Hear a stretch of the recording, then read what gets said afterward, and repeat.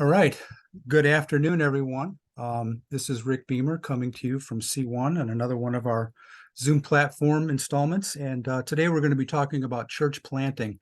And several years ago, I heard a message about church planting, and they started off by asking us who we thought was the largest distributor of toys in the United States. And my first thought was, well, Toys R Us. And they said, no, it was McDonald's. And they were making a point based on the number of franchises of McDonald's that were in the country and the number of Happy Meals that had toys inside of them that were purchased. They were making the point that it's the number of locations that had to do with it. And this is obviously before Amazon. I'm sure Amazon is number one now. But the application for us, of course, is in order for us to get the gospel out to more people, we need more churches. We need more churches. And we need existing churches to get a vision for that and to begin to make plans to plant new churches. So our goal today is to stimulate your thinking and provide you with some ideas and encouragement to move in that direction. And today I'm excited to have Jim Bahbah with us. Jim and I go to the same church. In fact, when I was hired to be on staff at Oak Point in Novi, Michigan, Jim was the executive pastor. And since he has moved on, and I don't know what his official title is, but he's somewhat of an administrator. He's a mentor. He's a guide for new pastors who are planting new churches. And I know before I came to Oak Point, there were, I believe, 2 or 3 churches that were planted from Oak Point. And then we planted 3 churches. Actually, the first one of those 3 was planted during COVID. So I thought it'd be interesting to get Jim's perspective and his experiences and what he's learned from planting churches and being integral to that whole process. So, Jim, thank you for taking the time to be with us today. Well, that's great. Hey, thank you, Rick. Appreciate the time. And I hope this will be helpful for people.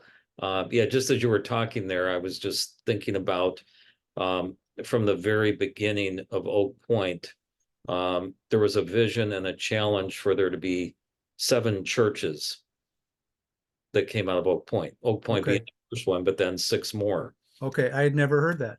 Yes. So we planted one in Livonia, we planted one in Ann Arbor, and then we had a restart of a church in Milford, and then we have the most recent 3 that we planted since COVID. Right. So we planted 3 churches in 4 years since COVID. Since yeah. So you have been a big part of all those efforts. So I guess my first question for you is, what are some of the most important lessons that you've learned from your experiences with church planting? I'd say there's a few things. So let me start with we have planted, we've had like about 3 different varieties of approaches we've taken. So I know. There was the autonomous church plant, which we just sent out. We had a budget set up to assist the church with, along with a core group of people, at least 60 adults, to be sent out to form a church plant. And then we had another approach that we took, and that was when we restarted a church. So it was a church approached us about they were declining, and they were at a place where they felt like, maybe another church could come along and help us. And we entered into those conversations and started down that path. And the Holy Spirit just continued to guide us, and we ended up entering into that and restarting that church as another Oak Point location, and sending out again 60 some, about 100 people total out to help re-establish that church, out of Milford. then subsequent to that, we've also done some partnership church planting where we have partnered with 4 other churches. So 5 of us going in together to plant some churches. We planted one in Detroit and we planted another one in Romulus, Michigan. So I say all of that because we really have been spirit-led in the approach that we've taken. And I would say from some of the early lessons, we learned that it would be wise for us to continue to walk along with a new startup a little bit more closely than what we did in those first 2 that we did. We learned from those so that when we entered into the restart of the church in Milford, we felt like, we probably need a good 5 years just to continue to walk along, with that new church. So some of the big things for us that we learned is the number of people is critical.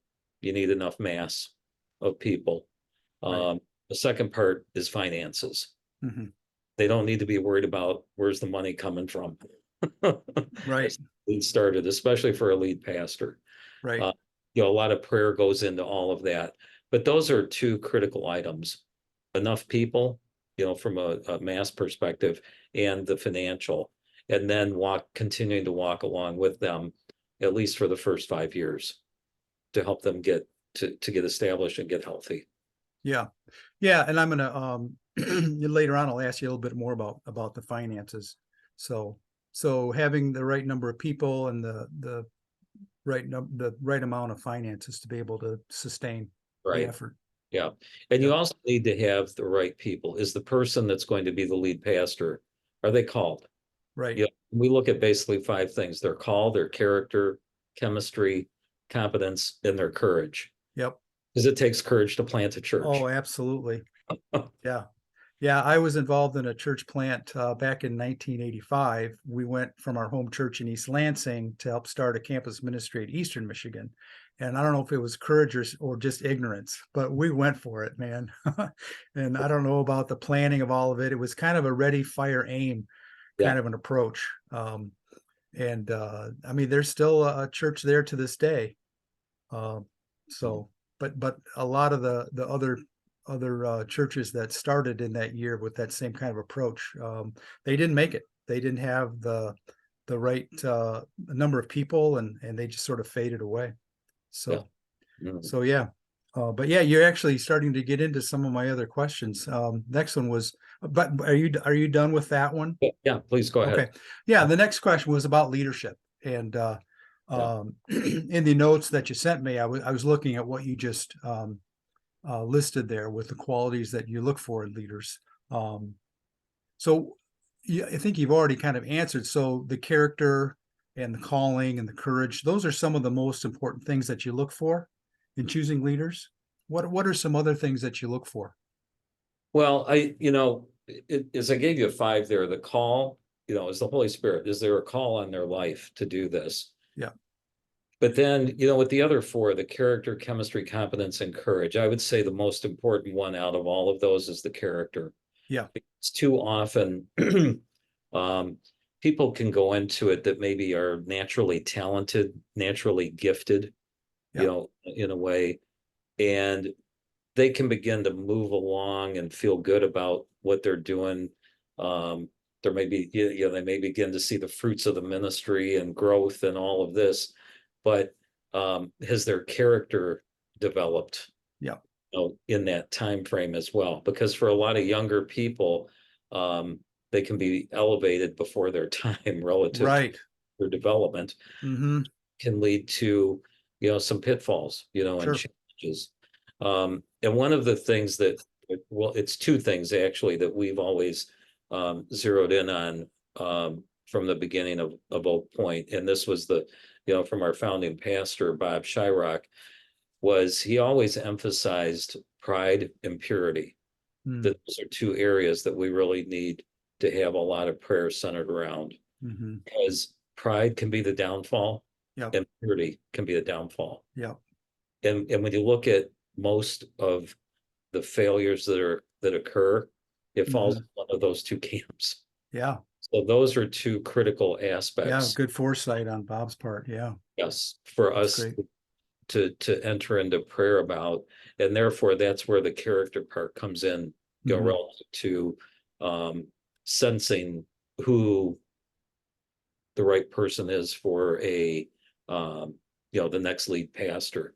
Right. Now we look for, like with some of the young guys that have been in our system, we looked for them to identify for us that they have a calling from God to leave whatever they were in. If it was a student ministry leader, Yep. is calling them to go out and plant, to Right. be a lead pastor. So that's where that calling element Hmm. really Yep. is critical, because we're praying with them and we're trusting how the Spirit then is beginning to lead them, their wife, and then what we're sensing as a leadership team as well around them, that okay, this is good. Yeah, Yep. God is leading.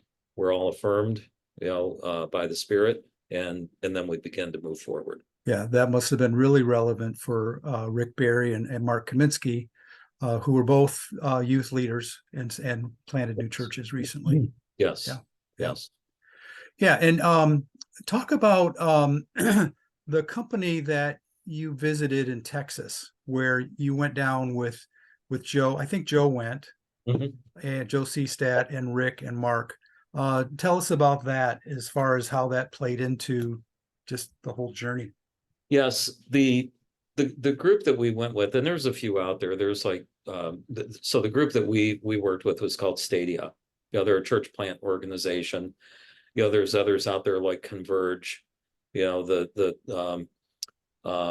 The Southern Baptist. They have a system that they put people through too. I can't remember, what it's called offhand, but um, we worked with Stadia. We have a church consultant up in our area that has been part of the Stadia team over the years, that we've worked with, and the Stadia helps put the candidate and their wife through, it's really a rigorous exercise. They're doing psychological profiling. They're looking at their competency, from a theological perspective. Um, they're looking at their personality traits. Do they have the grit, to go Hmm. into and enter Yeah, in something that's a startup like this. yeah. So, um, so with all three of our recent church plants, they all went through the Stadia assessment. Uh, Hmm.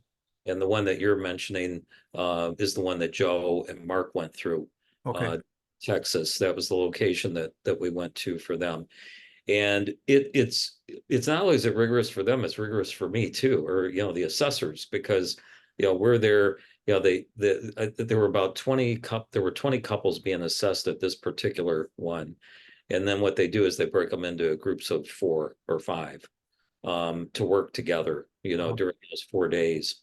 And then we that are from their churches, we're considered the assessors that Right. help. So with that process, so somebody from Stadia leads each group. So we had a leader for our group, and then there were 4 of us representing the 4 different churches that were in our group. Um, so we were the assessors for that 4 day period, and it's very extensive, and you're asking them to put together a service, in a short period of time. You're asking them to put together a plan for where they would plant a church in a short period of time, and they're doing it together as a team. So there's all kinds of dynamics that are coming into play, Hmm. during all of this. So it's really helpful, as the assessors, to be able to observe how um, each candidate is working, together or leading, that kind of thing, because we're looking for, traits and characteristics of Yeah, somebody. They're a leader, maybe they're a better, right hand person. yeah, How are their wives, yeah.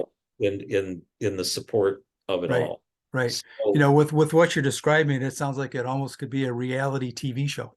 oh, it's very interesting. I'll put it that way. Yeah, we go through, because they're up they're up late at night, putting some things together. I remember when Mark was working on their team was working on their service. So the plan that they came up with they needed a guitar, and he found some guy that had a guitar that was in the lobby at the hotel near the bar area of the hotel they were staying at, and told him what they were doing and could they use his guitar. So he ended up being able to have some interaction Yeah, with somebody who's not even a believer yeah, using yeah. their guitar. You That know, that reminds me of stories I've heard of Rick Warren when he started his church, how he recruited people. yes, yeah. So it's just so it was interesting. So, so it's things like that that it really helps a group bond together, um, in the process. You see the ingenuity that people have. Right. When you're in startup mode, um, you're having to be really good about how you're using your resources. Yeah. You have to use everything to the fullest. So it was just great to see some of the creativity, from everybody and how that came about. Yeah. So by the end of the week, when it wrapped up, then we're doing an assessment and making our final recommendations of, do they, are they approved just to go ahead and move forward? Um, are they approved with some conditions? Here's some areas you need to work on, that kind of thing. Or no, you probably need to be on hold for a period of time. Or it's like, no, we don't see them as having the ability. Hmm. And it's really helpful to the couples, because it gives them the areas then that they need to go and work on, Hmm. if they have some conditions. Yeah. Uh, I remember one couple that we in the one of the groups that I was part of, that um we indicated it basically they weren't approved. But then um in them understanding the reasons why, over the next 2 years that followed, there was some huge growth because they began to work on some of these areas. And then I heard that they went through again and ultimately ended up going down the path to be Okay. partners in planting a church. That's great. It's really it's meant to be really um, something that helps build people up and Yeah. build. I really like their approach that it's not only looking at the character and calling and qualities of the man, but including the wife, Yes, and just the importance of them working together as a team. And it's huge. They're partners in ministry. yeah, So it's, you have to take all of that into consideration, absolutely. when going into it. So those are the kind of things that are really important to us when we look at, sending somebody out is, their wife, their spouse, they're an integral part. Yes. Oh, absolutely. For sure. And one of the things I saw in the documents that you sent me was in the vision for the church plant and just how much you take on in those first days or first months, year, whatever, is the types of ministries, the number of ministries that you try to launch. How is that? What's the approach with that? How do you decide on what ministries to try to launch? So are you talking about like in the areas of kids and, Yeah, kids ministry. well, that's a really good question, because here's something that we've learned along the way. Typically, the template for planting churches is, okay, obviously you need a lead pastor, and they're usually full-time. Then you put people around them in more part-time roles, like a worship pastor or leader, um, a children's director, kids director, whatever you may call them. Perhaps a student, director, depending on if you have enough teenagers, that kind of thing. An admin, because you're gonna need somebody there to keep, everything, organized and Right. being able to take care of those kind of functions. And then kind of later on, then you begin to get into the more the adult ministry area, which is Yeah. more, well, akin to the discipleship element. Well, what we learned is that it, it, after launching one of them,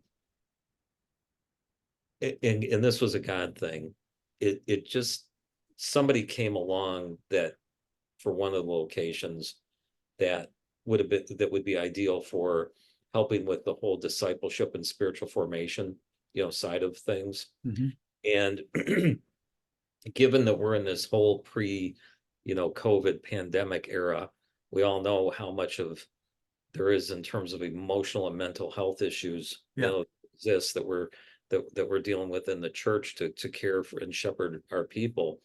So we did something that was unusual that kind of defies the normal track, and we went ahead and hired a discipleship pastor Mhm. to go along with the lead pastor of this Mhm. location. And it really was transformational in terms of our thinking, because it gave the lead pastor a strong right hand person that can be helping to develop the spiritual formation pathway of Mhm. discipleship, and begin developing a system for disciples making disciples. Yeah. And so therefore with the next launch, we led with that as Okay. thinking. So, and to me, and this is my perspective, and I just got back from Exponential about 2 weeks ago. Exponential is a church plant conference that's held down in Orlando annually. So just being down there again with a bunch of church planters, the theme this year was on discipleship.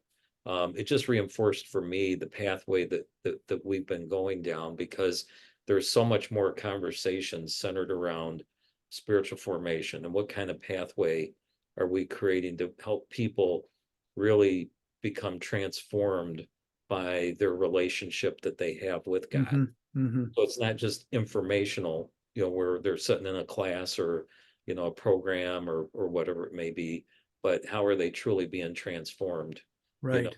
in the likeness of Christ.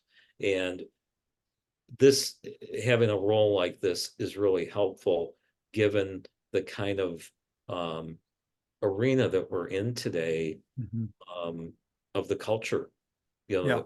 around it. So it's a little bit heavier on the budget to Yeah. start with, Yeah. but it seems like it's a good investment in the healthiness of getting the church established and laying the foundation. Yeah, I was just going to say, laying the foundation, really getting back to what Jesus said about making disciples, really Yes, getting down to what the Great Commission said to do. yes, He didn't say to, go and plant churches and have Sunday school and music programs and all those. All things are nice and good. You need to have those, but to really, if you want to lay a foundation, to really yeah. focus on discipleship. So yeah, that's really Yeah, good. and I don't want this to come across offensive to pastors and all, which, I'm part of the pastoral team here, but we can do Sundays in our sleep. I mean, Yeah. we know Yeah. we, you know, Yeah. pastor preparing, a message. We know how to do kids ministry, worship, you know, we can do all of that. Right. But Yeah. where the rubber really meets the road Yeah. is, how are we equipping? Right. Yes. We can put on a program that people consume, but are Yes, we really making disciples? yes. That's a great question that we all Yeah, need to think about, particularly if we're starting a church plant, if we're laying a foundation for how yes, we're going to go about it. So yeah. that's excellent. And we need those Sundays, so don't get me Yeah. wrong. It's Right. just that's We do. part and parcel of it. I mean, we Yep. need Sundays, we need the Yep. gathering like that. Yep. But it's important to be thinking about, okay, how are we investing, from a financial perspective, and what's really going to then help with the foundation Yeah. for the Yeah. way forward. Right. Here's a question I've kind of been thinking as we're talking here. Is if you were to talk to pastors, which you're doing right now, so you are, Yes. How would you instruct them? How would you encourage them to inspire young men in their church to aspire to be not only a pastor, but to be a pastor who has the courage, the faith, the calling to plant a new church? It's really a good question because again, I come back to calling. So I think for pastors, how are we shepherding the people? How are we shepherding the other pastoral or ministry people that are around us? How are we shepherding them in their walk with God? And then what are we seeing in some of those people that would, where we would begin to encourage them, hey, have you prayed about or thought about maybe going on from being like a youth pastor to being a lead pastor of a church, and starting, a church. So I think it comes back to how well do we know our sheep, Right. people that God's entrusted to us, and how are we shepherding them along and knowing them, and then beginning to jointly sense how's the Spirit leading in their life and helping to provide affirmation, for them, to then, step out, Hmm. because it is a big step. Yeah. It's a big commitment to make, Yeah. Yeah. especially for a couple. Right. They consider their families, you know, everything that goes along with it.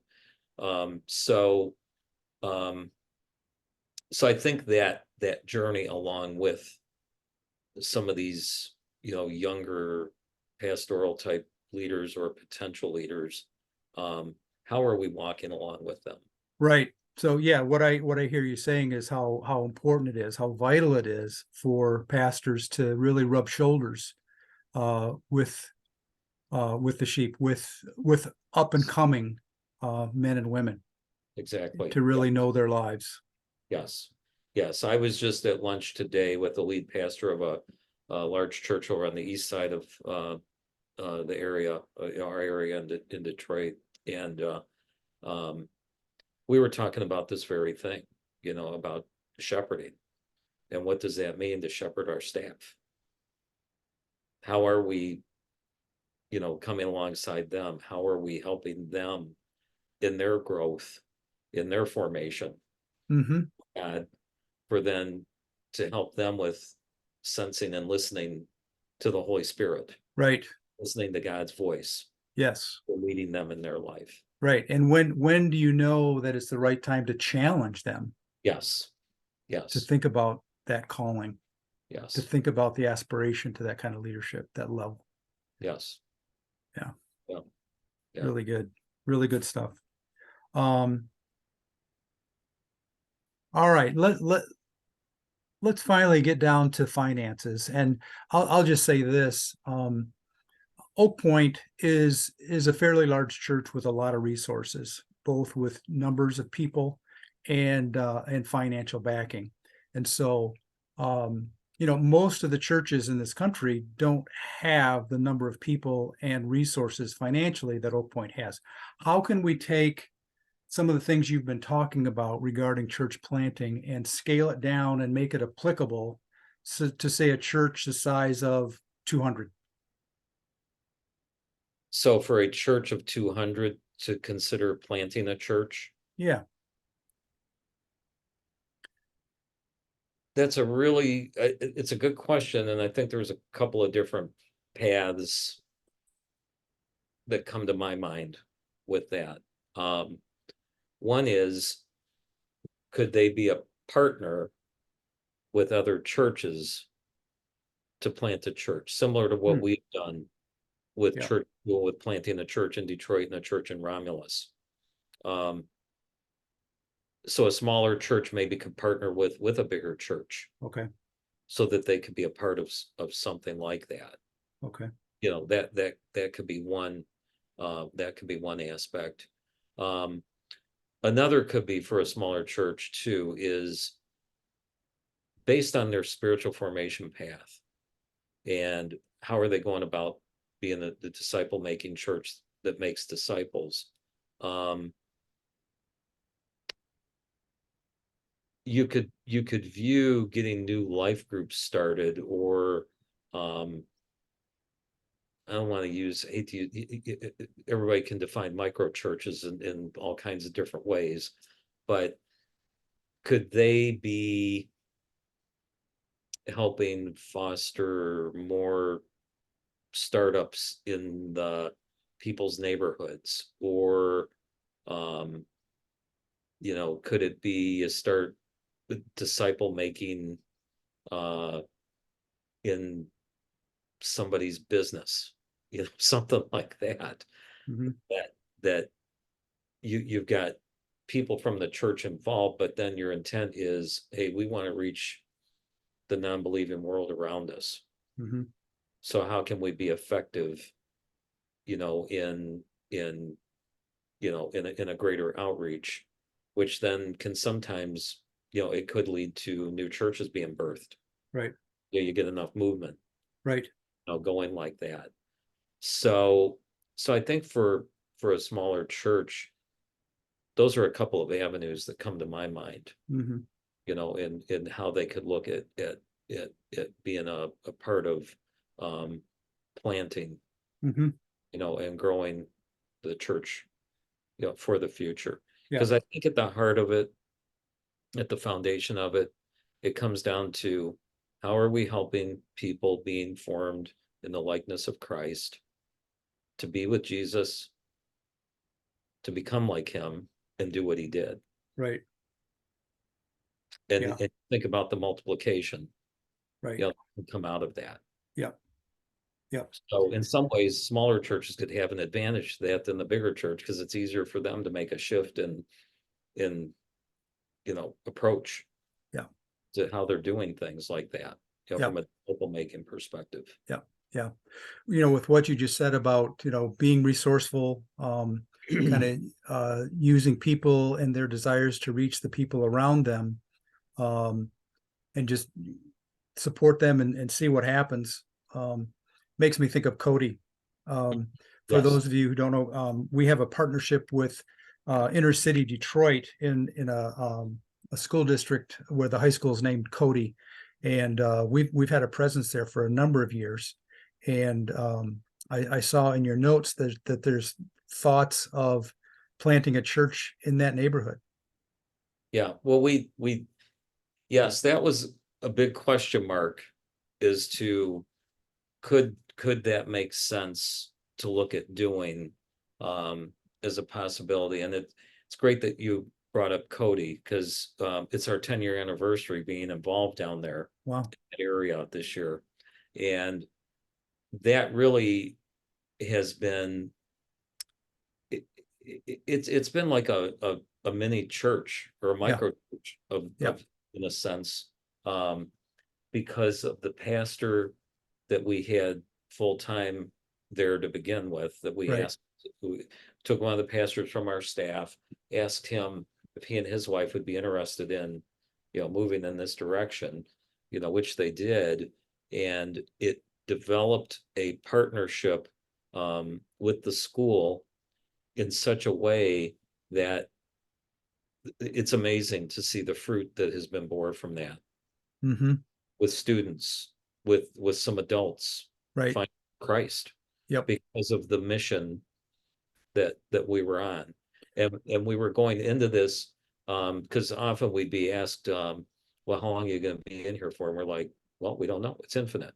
We're not putting a time frame on it. We're just following, this is how God's leading. Yeah. And it's been really amazing to see just how God's worked and how he built up. I mean, I can't tell you how many people, volunteer from our church to be a I was part of. just going to say that's become a huge avenue for volunteers to get involved, whether Yes. it's with reading programs or being involved with the Boosters Club. I know somebody who helped coach the swim team. Yes. Yeah. Yeah. So it's been remarkable with what God has done there. So we're being the church down there. Yeah. We just don't do a Sunday service. Right. Yeah, which is great. And But it's things like that that are creative that some of the smaller churches could actually do without Yeah. committing a bunch of resources to, as long as they have a significant number of people who are willing to volunteer and put in the time and have a vision for it. Yes, absolutely. Yeah, yeah, Yeah. for sure, Yeah. for sure. So, Okay. And then again, more specifically, I know Oak Point had a capital campaign to raise funds for yes. not only improvements in the building, but also to earmark monies to go towards the support of these church startups. So uh, what would you say about raising funds, and what are some important issues to consider regarding the financial plan for a church Yes. plant? Well, so whenever we have launched a new church, we set aside a set amount of money that was to be allocated over a 4-year period. So it helped to provide them with, we would do some um you, we have a good feel for what giving would look like in something new, based, you kind of base it on people that you're sending out. Um, every church has a pretty good feel for what are their, what's the average giving like. So if you take the number of adults times what that looks like, and then um, look at what your budget structure would potentially look like with the staffing and rent for a location, all of that kind of thing. And then that gives you how much you would need to offset out of a fund um, for it to be in the black, Right. each year. Okay. So we would set aside to plant churches um a set number, a set figure, and then that was always there and available as a backstop. So if the need was there, which it always is when you're starting up, um, it's there to make it's there to make the budget each month. Okay. Okay.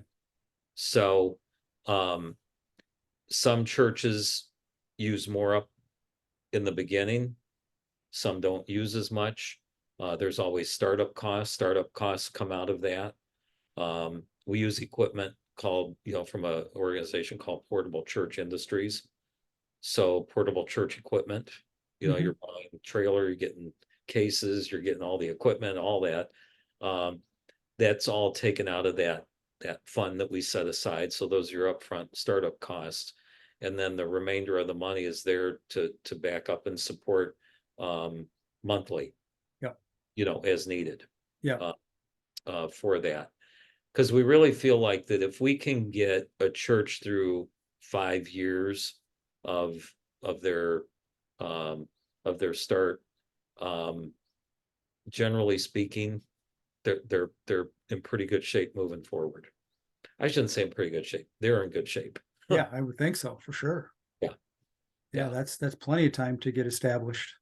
exactly. Yeah, Yeah, and from what I understand, some of the recent church plants, they're kind of ahead of schedule in yes, yes, being sustainable on their yes, own. Yeah, yes. that's great. Yeah. So it's, so and again, it's a God thing. And I just remember back when in the beginning of Oak Point too, because one of the things our founding pastor used to say, hey, if we do things right, we trust in God and what he is doing and what he's bringing to us, and we're following him, he'll take care of the rest. Yeah, And so often that's what we've seen, yeah, in our church plant structure.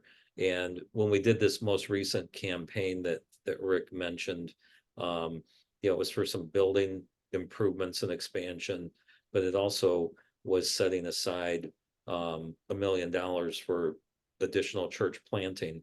And that's what we've used to plant the most recent 3 churches, that we've sent out since right. 20. And God has been good, Yeah, yeah. and Oh, I know. Yeah. it's- Yep. and and the main thing is it's the fruit. What's God doing in lives being changed? And that's where we're seeing, we're just seeing the fruit that's born. We're seeing salvations, we're seeing baptisms, Yeah. and that's That's what what it's it's all about. That's the bottom line. That's where it's at. That's what makes it all worth the effort, Yes, for yes. sure, for Yeah. sure. So Well, Jim, did I answer your question? yeah, I was going to say this has been very educational, very informative, very insightful on your part. Of course, I knew it would be with your years of experience doing this kind of a thing, and firsthand being involved and getting these churches up and running and working with the men who are leading at these churches. I'll just give you one more chance. Is there anything else that you feel like you want to say to pastors who will be watching this? Well, I would encourage you that if you've planted churches or you're thinking about praying about planting churches, that the care, the shepherding of the pastor and the people you send out it's critical. Yeah. Especially for that lead pastor. All the guys know the first thing when I meet with them for one-on-one each week, they know I don't want to hear about the ministry first. I want to know, how are they? Yeah. How is That's their great. how is their marriage? Right. How's their family? Then we get to the business of the ministry. That's great. It's so I can't stress enough the importance of the soul care. Yeah. In this, it's the being part of it. Yeah. That is so critical.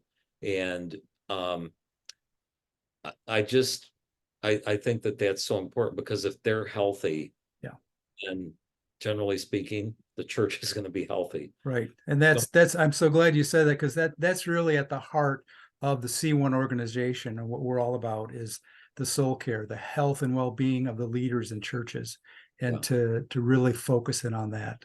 So yeah, because it's if we don't have that, we're in trouble. I mean, yeah. I just get that way. The pastor I was out to lunch with today, we were talking about that, just the importance of what it is, because we need we're shepherds. Yep. So we need to be shepherding our people along with the congregation. Right. So how are we walking along and coming alongside, the staff, the pastors, the other pastors that have trusted to our care, right, in the process.